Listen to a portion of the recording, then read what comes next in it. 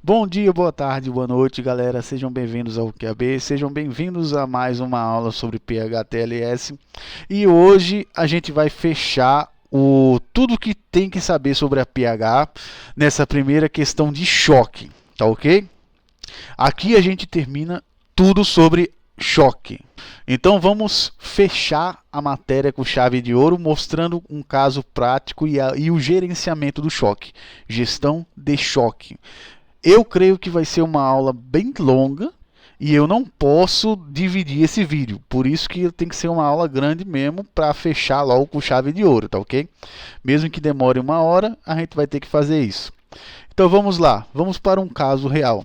Aqui eu chamo a atenção para vocês sobre as coisas que eu falo aqui em outros campos que vão bater aqui. Eu já falei sobre algoritmos nas aulas de computação e já falei sobre a introdução do direito. E hoje eu vou fazer um crossover sobre tudo que eu disse. Porque um caso real, ele é como se fosse um algoritmo. Existem lá várias tomadas de decisão. Então, no mundo real, existem várias soluções para você solucionar um problema, mas nem todos são tão eficientes. Mais uma vez, eu estou introduzindo vocês à área da engenharia, mesmo que vocês não queiram, eu estou abrindo a cabeça de vocês para conseguir ver o que é a engenharia, o que é o mundo da engenharia. Porque a engenharia, ela embarca algoritmos, ela embarca tudo, porque nem toda solução é tão eficiente, apesar de existirem várias soluções para os problemas, como é o caso aqui. Um homem de 65 anos que caiu aproximadamente 2,4 metros enquanto trabalhava em seu quintal ao ar livre. Ao chegar, ele descobre que o paciente está em posição supina no terreno aflito e ele está com a principal queixa de dor na parte inferior dele das costas, dentro do sacro, a parte sacra, e o quadril esquerdo. O exame físico do paciente mostra pele pálida, diaforese, diminuição dos pulsos periféricos e pelvis instável. Ele está alerta e orientado. Seus sinais vitais são os seguintes: o pulso dele está a 100 batidas por minuto, a pressão arterial 74,56, o oxigênio dele está a 92, a temperatura ambiente e a frequência respiratória é 20 respirações por minuto. Regularmente e bilateralmente limpa. Ou seja, o que você vai fazer num caso desse? Tem muita gente que trava. Assistiu vários vídeos aqui, mas não sabe aplicar. Então aqui a gente vê a diferença sobre algoritmos. Existem várias soluções, mas nem todas são as mais eficientes possíveis. E é exatamente por isso que eu estou fazendo essa reflexão com vocês agora. Aí a gente vai também para a introdução do direito. Fato, valor e norma. A questão da tridimensionalidade também pode ser aplicada dentro do PHTLS, assim como pode ser aplicada a qualquer realidade, onde podemos integrar valor e fato dentro de uma norma. A norma que nós queremos integrar a norma, na verdade, que tem aqui é a norma do PHTLS e os protocolos locais. O fato é aquilo que está acontecendo. E o valor é aquilo que nós estamos discernindo da melhor solução possível. Então até aqui eu posso introduzir. Então agora vocês estão conseguindo entender o porquê que eu botei do jeito que eu botei, né? Tudo é uma questão de lógica, tudo está ligado, desde a introdução ao direito até o PHTLS são uma coisa só. Então vamos lá. E aí, e agora, mano? O que você vai fazer, mano? Aí vem as perguntas que você precisa responder. Que possíveis lesões você espera ver depois desse tipo de queda? Como você lidaria com essas questões no campo? Quais são os principais processos patológicos que ocorrem nesse paciente? Como que você vai corrigir a fisiopatologia que causa a apresentação desse paciente? Você trabalha para um sistema rural, que demora de 30 a 40 minutos para chegar lá, ou tem uma região de trauma, do local específico de trauma que seja mais perto? E aí, como você vai fazer a gestão? Problema de algoritmos, galera. É isso daí. Isso é o caso inicial que eu quero alertar vocês. Porque muitas vezes a gente pode ver uma coisa que parece não ter sentido, como por exemplo, caralho, o que tem a ver com o algoritmo de computação com esse problema? Tudo! porque é uma questão lógica. Vamos lá. Qual é a regra principal? Isso aqui vocês já tem que saber de cor. Controle da hemorragia externa grave, se tiver. 2. Garantir a oxigenação. Lembrando que também tem que fazer a imobilização.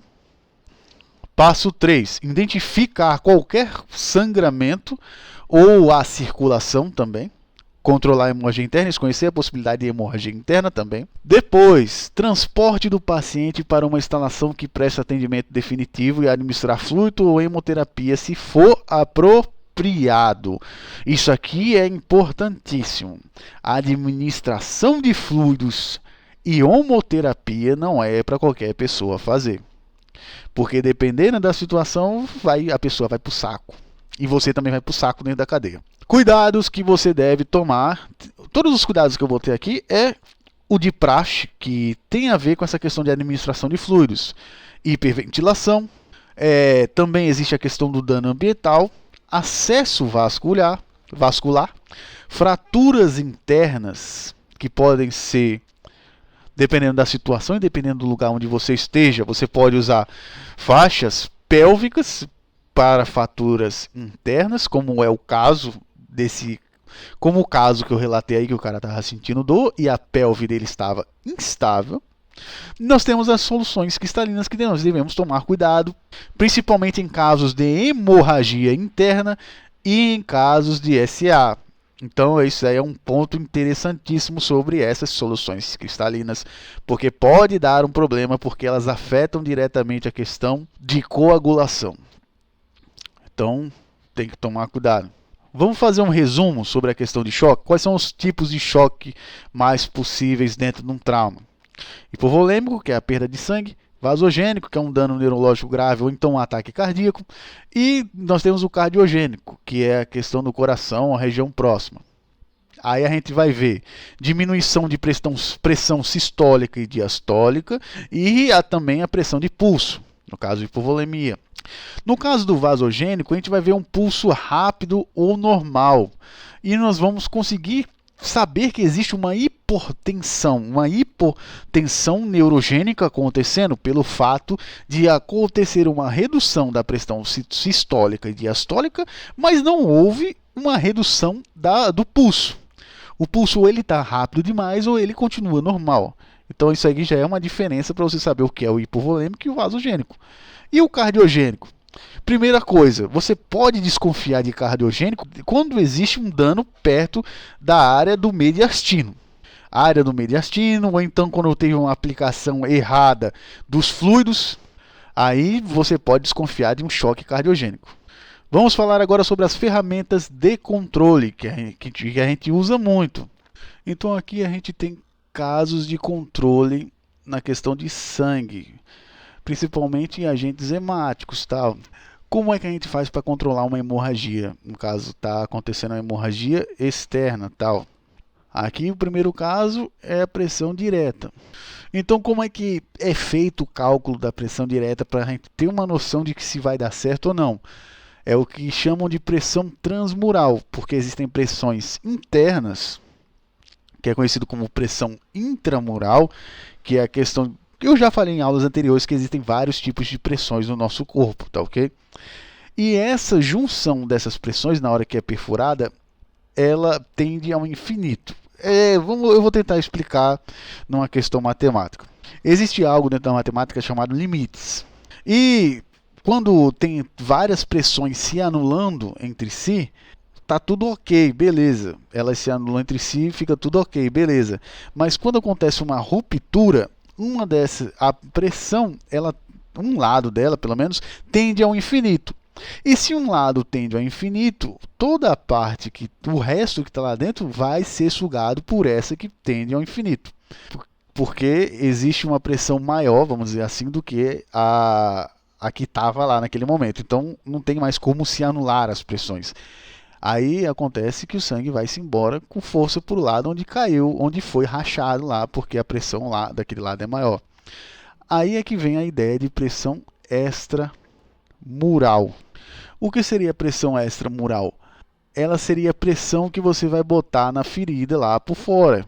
Então a pressão intramural ela tem que ser o oposto da pressão extramural. E essa diferença de pressões é o total da pressão transmural, que vai ser o que vai fazer parar o sangramento. Então, no caso, se a pressão intramural ela for maior do que a pressão extramural, logicamente que o sangue não vai ser contido.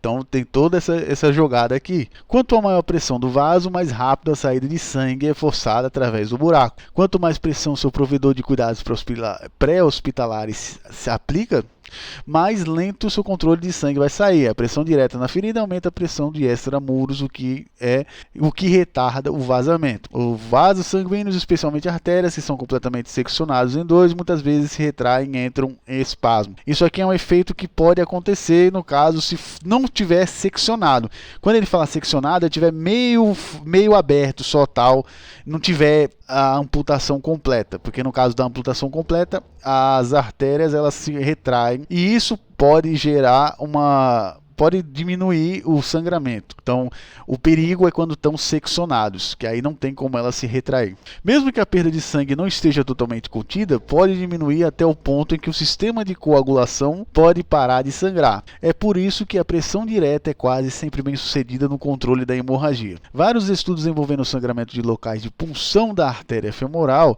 após cateterismo cardíaco têm documentado que a pressão direta é uma técnica eficaz.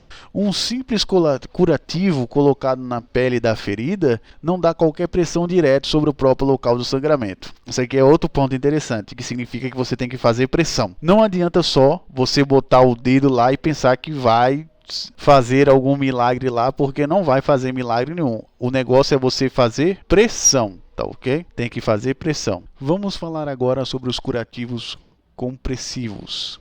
Falamos anteriormente sobre a pressão direta. Para obter o uso mais eficaz de um curativo compressivo, o material do curativo de compressão deve ser firmemente embalado na ferida e o curativo elástico colocado do lado externo.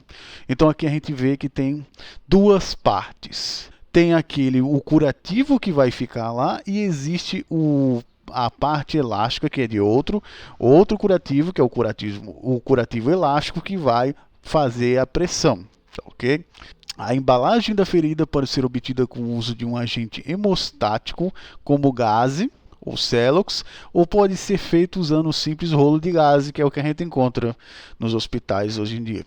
Hospital, atendimento, etc. A chave é colocar o material da embalagem na base da ferida, diretamente no local do sangramento, e em seguida embalar todo o rolo na ferida e aplicar a pressão direta, que deve então ser colocada sobre a ferida por no mínimo 3 minutos ou pelas instruções do fabricante, ou 10 minutos, se for utilizado com a gaze simples. A intenção aqui é que pode ser feito de dois jeitos.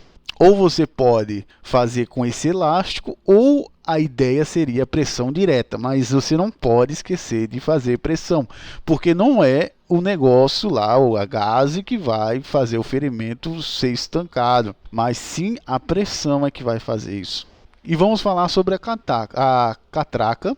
Primeiramente a gente tem que falar que isso aqui muitas pessoas proíbem o uso da catraca porque é muito perigoso, vamos dizer assim.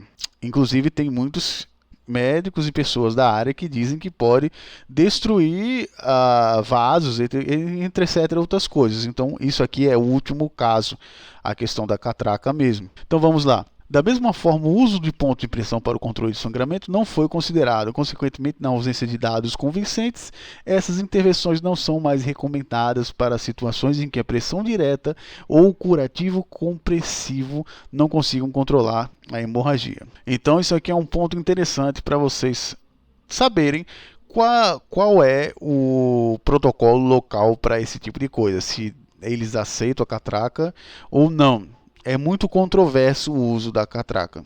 Vamos continuar. Se o sangramento externo de um membro não pode ser controlado por pressão, o próximo passo razoável no controle da hemorragia é a aplicação de um torniquete. As catracas caíram em desuso devido à preocupação com complicações de potência, incluindo danos nos nervos e vasos sanguíneos e a perda potencial de membros que o torniquete for deixado por muito tempo. Então isso aqui é um problema básico do torniquete ou a catraca, etc. É porque eles podem fazer a perda do membro, etc. Então é muito perigoso o uso da catraca. Um torniquete deve ser aplicado na virilha ou na axila. Se o torniquete não parar completamente o sangramento, então no outro proximal ao primeiro deve ser aplicado outro. Ao colocar duas catracas lado a lado, a área da compressão dobra e o controle do sangramento é mais provável, uma vez aplicado no lugar do torniquete, que não deve ser coberto para que a ferida possa ser facilmente vista ou monitorada. Isso aqui é outro ponto interessante. O torniquete ele não pode ser colocado num pano em cima, porque você precisa estar diretamente olhando para ele, e o botão de desafrouxar tem que estar perto também. Embora seja segundo ao próprio PHTLS, não seja viável você ficar tirando um torniquete, que é o que a gente vai falar agora. As catracas arteriais têm sido usadas com segurança por até 120 a 150 minutos em sala de cirurgia, sem danos significativos aos nervos ou os músculos. Mesmo em cenários suburbanos ou rurais, a maioria dos tempos de transporte é significativamente menor do que este período. Em geral, um torniquete colocado no cenário pré-hospitalar deve permanecer no local até o paciente chegue ao atendimento definitivo no hospital mais próximo. Então, essa é a regra geral do PHTLS. Se você usou torniquete, o ideal é que você não tire ele no meio do caminho. Então essa é a regra geral segundo o PHTLS. Mas só que existem protocolos locais que você precisa seguir, tá ok? Vamos falar agora sobre os agentes hemáticos ou agentes hemostáticos. Os agentes hemostáticos são projetados para colocar ou embalar uma ferida para melhorar a coagulação e promover o controle de sangramentos, é o caso da gase, que podem ser parados com pressão direta sozinhos ou em áreas do corpo que não são adequadas para colocar um torniquete. Então, no caso, existem certas áreas que você não pode colocar um torniquete. Como já foi falado aqui anteriormente, ele é mais para virilha ou axila ou alguns membros inferiores. Ele não é feito, por exemplo, para a área pélvica, por exemplo. Que aí tem a fita pélvica lá e tem outras coisas que dá para a gente usar, que é questão dos tipos especiais. Então, geralmente a gase ela é usada como material hemostático para ser colocado em cima do sangramento e depois ser colocado outra coisa, como por exemplo uma fita elástica ou um curativo compressivo para tentar fazer a pressão direta. E os tipos especiais? Feridas localizadas na áreas de junção corporal, locais onde os membros e a cabeça se prendem a um tronco, podem ferir vasos sanguíneos maiores, podem sangrar profusamente. Em particular, feridas de membros inferiores de dispositivos explosivos improvisados, muitas vezes resultam em amputações de feridas altas que não permitem a colocação de um torniquete. Então, existem tipos inventados agora, principalmente lá nos Estados Unidos, que cuidam desses tipos especiais que não tem como colocar o torniquete e também não adianta a pressão direta, mas por enquanto está só lá na área de testes e principalmente pelo exército americano, então ainda não tem muitas bases para isso. Vamos falar agora sobre a reanimação com volumes, que são os líquidos que a gente pode botar. Então, o líquido, qual é o líquido ideal para reanimação com volume? Primeiro, vocês precisam saber o que é reanimação com volume. Existe a reanimação que a gente conhece, que é você lá fazer no peito do cara lá para voltar o oxigênio. E existe a reanimação por volume, que é quando tem perda de volume, que é o caso de você botar um líquido lá. E geralmente o líquido melhor para isso é a reposição de sangue. Mas a gente sabe que a reposição de sangue tem problemas por questão de compatibilidade e também por problemas de refrigeração. Então o sangue ele é o ideal, porém ele não é o acessível, o melhor disponível, vamos dizer assim. Embora que exista o plasma liofilizado, que é uma nova forma de tentar fazer com que o sangue ele seja possível transportar sem precisar de tantos requisitos, tá ok? Como eu botei aqui, a transfusão sanguínea tem várias limitações e propriedades indesejáveis, incluindo a necessidade de tipificação e compatibilidades, que a gente já sabe, e também uma vida útil muito curta. É perecível se não for refrigerada e tem potencial para transmissão de doenças infecciosas. Isso aqui também é outro ponto muito importante. E o aumento da oferta de unidades doadas que limita o seu uso no cenário pré-hospitalar. Então a gente não vai andar com um refrigerador na cabeça com uns pacotes de sangue lá. Então é muito difícil no cenário pré-hospitalar você ter sangue, além do alto custo para manter esse mesmo sangue. Aí estão inventando o plasma, feito de uma forma que não precise ser refrigerizado, não tenha essa necessidade de estar refrigerado sempre e também que não tenha e que também aumente a vida útil e não tenha como ter doenças infecciosas no meio dele. Ainda é uma área de testes ainda, essa questão do sangue liofilizado. Agora a gente vai para as soluções, que é o caso mais prático e mais usado hoje em dia, que é as soluções intravenosas, que são divididas em cristalóides e coloidais, tá ok? As cristalóides a gente divide elas entre isotônicos e hipertônicos. E lembrando que esses sangues devem ser aquecidos a 39 graus antes da infusão. É óbvio porque você pensa que o sangue não é quente, mas o sangue é quente.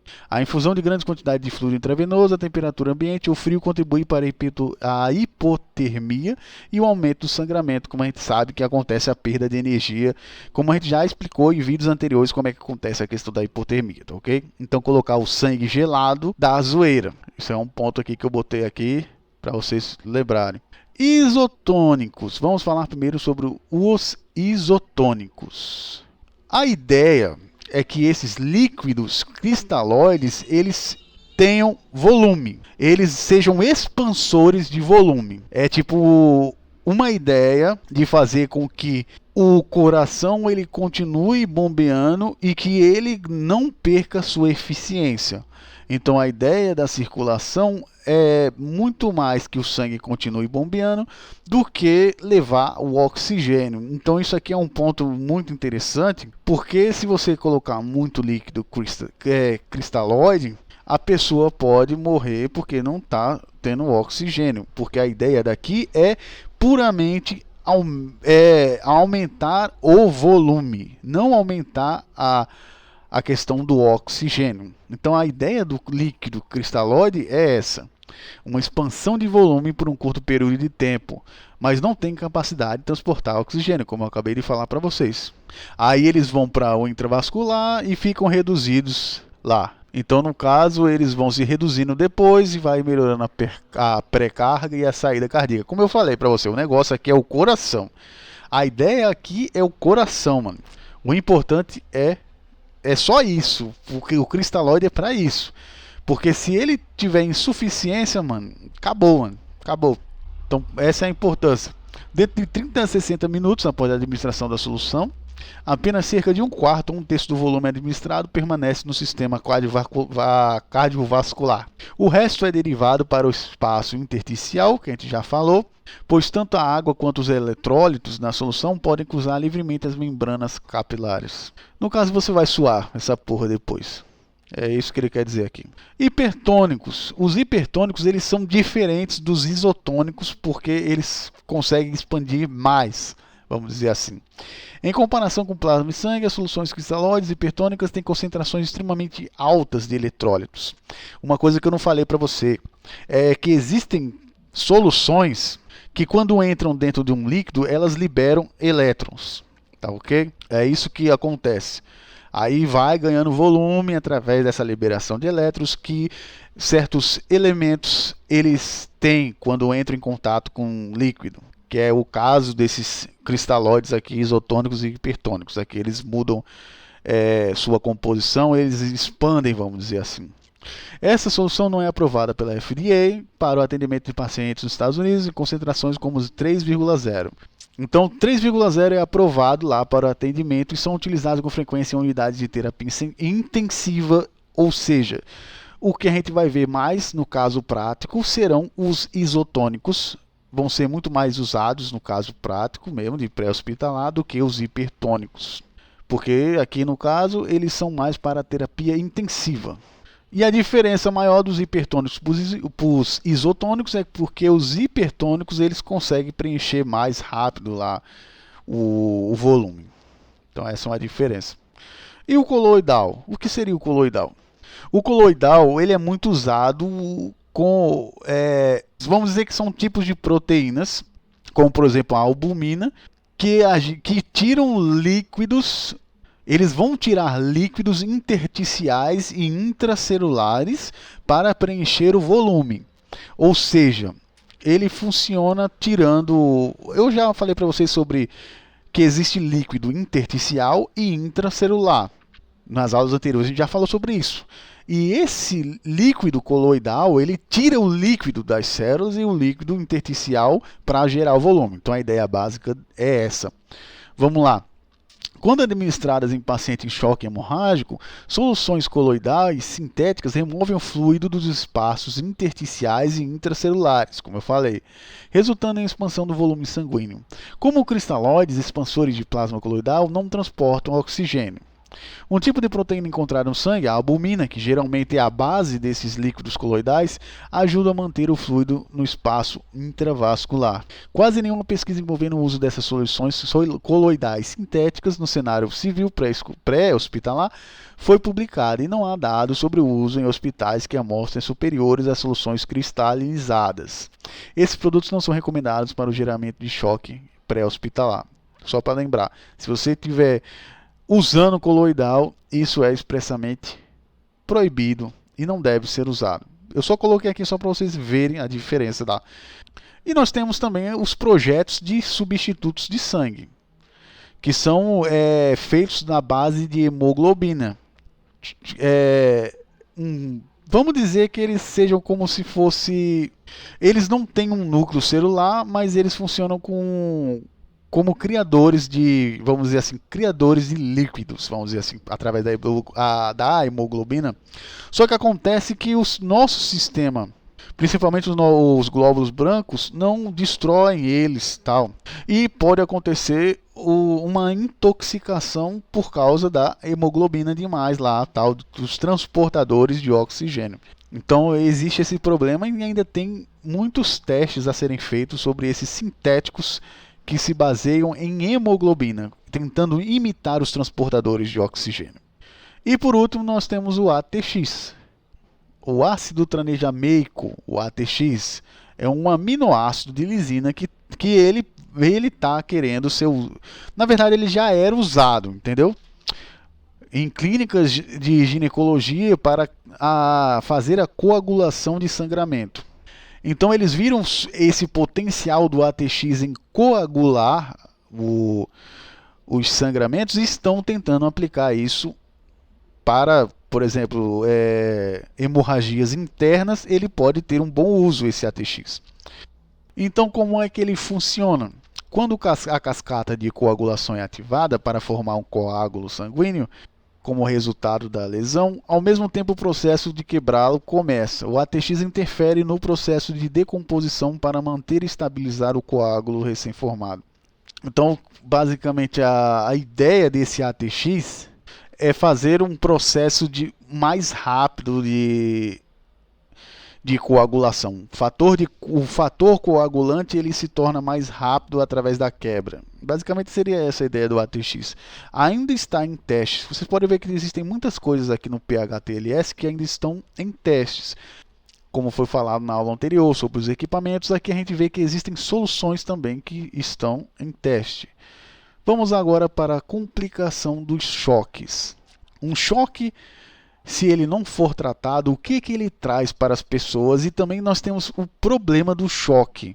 No caso, se não for tratado cedo ou se deixar ele se complicar, vamos entender o que mais acontece.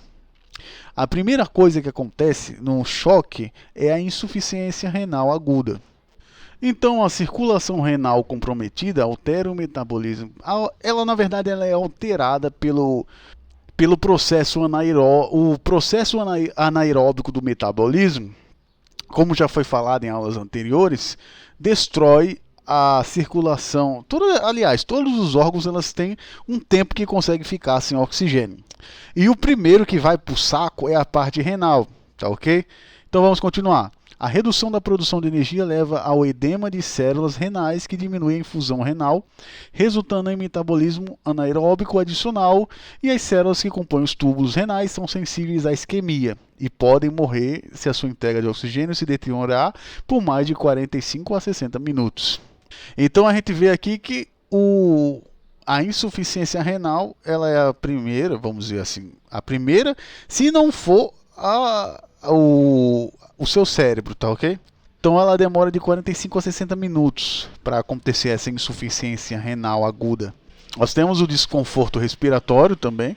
Muitas vezes ela acontece por causa da sobrecarga de fluidos, como eu já falei anteriormente, que esse negócio de cristalóide é muito perigoso se for mal administrado durante a ressuscitação. E muitas vezes pode levar a vazamento de fluidos nos pulmões, tornando ainda mais difícil para o oxigênio difundir através das paredes alveolares e capilares e juntar a hemoglobina dos eritrócitos. Isso daí pode até gerar um outro choque, que é aquilo que a gente conhece como choque cardiogênico. Só para vocês verem como é perigoso essa questão de administração mal feita do líquido cristalóide. Vamos para a coagulopatia. A coagulopatia, ela é um dano ambiental. Vamos explicar mais ou menos como é que seria essa ideia de dano ambiental. Vamos lá, primeiro vamos voltar à coagulação. Nós temos a coagulação normal lá, que é várias enzimas lá que vão fazer o resultado da fibrina. Beleza. Aí tem as plaquetas que vão ajudar a gente a fazer esse processo de curar, uma certa cura lá. Beleza, para curar o sangramento. Só que acontece que eles precisam de energia e eles precisam de calor. Então, se não tiver calor lá, não vai acontecer a coagulação de forma eficiente. Acontece o que chamamos de coagulopatia, que é vindo da hipotermia que acontece no corpo. Vamos falar sobre a queda hepática, que é uma das mais perigosas e as mais insidiosas que tem no choque. Danos hepáticos causados pelo choque geralmente não se manifestam nos primeiros dias. Aí esse aqui é aquele caso que eu falei para vocês em vídeos anteriores, que o cara tá lá, ele tá resistindo, tal, tá beleza, ele abriu o olho, tal, aí depois de 3, 4 dias o cara morre. É esse caso aqui, geralmente é esse carinha aqui, ó, que ele só vai aparecer depois. A insuficiência hepática é manifestada por hipoglicemia persistente, acidose lática persistente e ictéria, uma vez que o fígado produz muitos dos fatores de coagulação necessários para a hemostamia.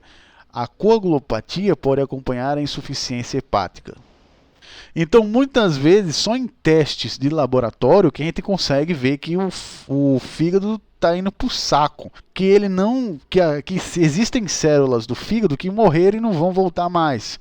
Aí você começa a perceber que por causa da hipoglicemia, acidose lá, e principalmente a coagulopatia, que também vai acompanhar essa insuficiência hepática. Então a gente pode ver que ele é muito insidioso, essa queda hepática.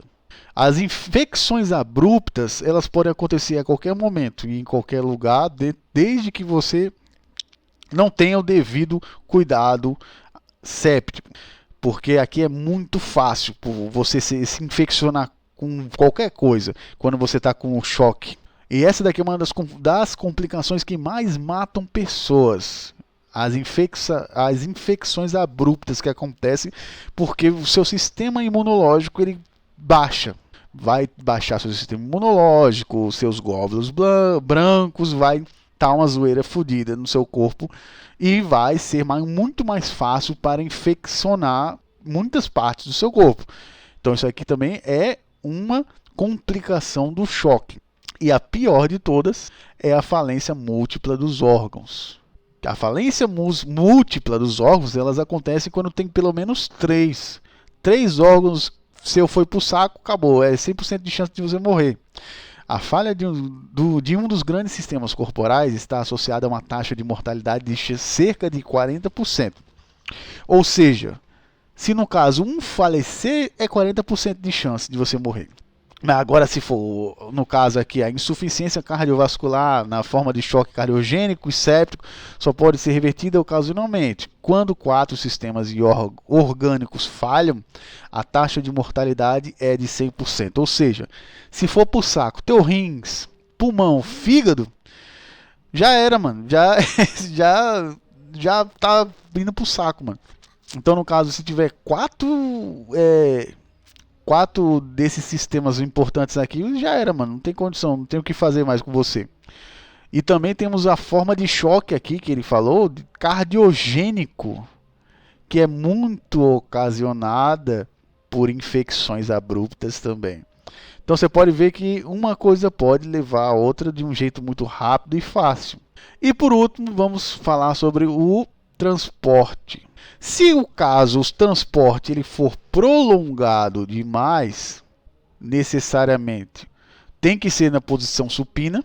A forma de você carregar e deixar uma pessoa dentro de uma ambulância é a opção supina. Não vem com um negócio louco não, que tem umas posições antigamente que eram os negócios loucos da gota. A posição padrão é a posição supina. Existe uma exceção que é aqui, essa daqui que eu botei. Aqueles casos que tem o SA isolado, deve ser transportado com a cabeça levantada a 30 graus na cama. Essa posição é para manutenção de pressão da infusão cerebral e diminui a pressão contrária. Além disso, se um paciente é intubado, há um benefício de elevar a cabeceira dele 30 graus para reduzir o risco de aspiração e estágio subsequente de pneumonia associada ao ventilador. Então esses são 2 casos em que a posição muda 30 graus na cabeça. Casos de SA e caso em que o paciente está entubado para evitar a pneumonia, da aspiração, o risco de pneumonia. Esses são os casos aqui que a posição muda, segundo o PHTLS. Vamos à compressão. No caso, a compressão dentro do transporte não dá para ficar o tempo todo. Tanto é que ele fala que é impraticável dentro do transporte prolongado. Por isso que a hemorragia ela deve ser controlada através dos métodos que eu falei de curativos compressivos. Em situações em que o torniquete foi aplicado e o tempo de transporte ele exceder 4 horas, as tentativas de remover o torniquete devem ser consideradas após mais agressivas no controle desse sangramento local. Então vocês podem ver que ele não quer de forma nenhuma, mesmo que passe mais de 4 horas, que você tente tirar o torniquete. E outra coisa também, não é tipo se você botou, outra coisa que eu esqueci de botar aqui, é se você botou uma ferida lá, tem gente que tenta tirar quando chega no hospital. Aí tem outro problema, porque já coagulou aquilo dali, se você tirar o sangramento vai voltar. Tem esse detalhe também. O torniquete deve soltar-se lentamente e observar o curativo para sinais de sangramento. Se o sangramento não ocorrer, o torniquete se solta completamente, mas é deixado no lugar no caso do sangramento revascular. A conversão de um torniquete de volta em um curativo não deve ser tentada nas seguintes situações. Aqui ele botou situações em que você tira o torniquete para botar um curativo. Presença de choque classe 3 ou 4. Amputação completa, incapacidade de observar a recidiva do sangramento no paciente. E outro detalhe também, se o torniquete ele passou de 6 horas no cara. Porque se passou de 6 horas, vai estar grudado lá no cara e se você tirar, vai voltar o sangramento. Isso aqui é outro ponto interessante. Então, se tiver choque classe 3 e 4, ou amputação, ou então se você não ter como ter certeza se vai voltar a sangrar, você não deve tirar o torniquete de forma nenhuma. E aqui o último detalhe é que o controle deve ser otimizado pela imobilização das fraturas, que isso aqui é óbvio, não precisa nem eu dizer isso daí que o paciente ele tem que estar meio que imobilizado também nas partes de fratura. Vamos para os equipamentos. Esses daqui são equipamentos para, como eu botei aqui, transportes prolongados, tá ok? Por isso que eu botei esses 2 exemplos aqui que está lá no PHTLS. Que é o exemplo de um catéter urinário que deve ter lá, porque é fogo, né, mano? Também pode ser usado esse daí para você ver alguma coisa também. Pode ser indicador da infusão, se a infusão ela tá dando certo ou não. Também nós temos a questão do inchaço gástrico, que pode ser, principalmente em caso de crianças, colocado uma sonda orogástrica para reduzir o risco de vômitos e aspirações também. Então aí são dois equipamentos para viagens longas que podem ser usados. E finalmente a gente pode ir aqui no caso real e ver o que está acontecendo. Então no caso aqui a gente descobre que ele está com choque. O choque aqui é hipovolêmico. Então a gente aqui já sabe pelos sintomas aqui que está ocorrendo um choque hipovolêmico nele, só que é um choque ainda que o coração está compensando. E existe uma hemorragia interna, no caso da pelvis dele. Então, no caso, tem que imobilizar a pelvis e botar aquela faixa pélvica, caso você tenha, para poder fazer o transporte dele. E se tiver alguma solução, porque aqui no caso é muito difícil, porque aqui tratamos de um ferimento interno, uma hemorragia interna, então é muito perigoso. E geralmente aqui no Brasil a gente só faz a imobilização e espera chegar a ambulância para ela aplicar o líquido cristalóide, tá ok? Então essa aqui é a resolução do caso, desse caso aqui, baseado em todas as informações que a gente viu aqui hoje. Pode ver que a respiração dele já está um pouquinho maior, a pressão está caindo, o oxigênio também não está muito bom, então seria necessário, se tivesse aqui, já fazer uma reposição do oxigênio. Então todos esses casos aqui estão inferindo para um choque, um dos mais clássicos choques hipovolêmicos. E é isso, por hoje é só, e espero vocês no próximo nível, que é a cinemática e os tipos de trauma. Nós vamos falar sobre afogamento, vamos falar sobre manutenção de materiais perigosos, tanto manutenção como gestão de materiais perigosos. E a gente finalmente terminou, depois de quase uma hora aqui falando, a questão do APH e a gestão de choques. Não voltaremos a falar sobre choques, agora só falaremos sobre os traumas em si, tá ok? Então espero que vocês tenham gostado do vídeo e até a próxima, galera. Valeu!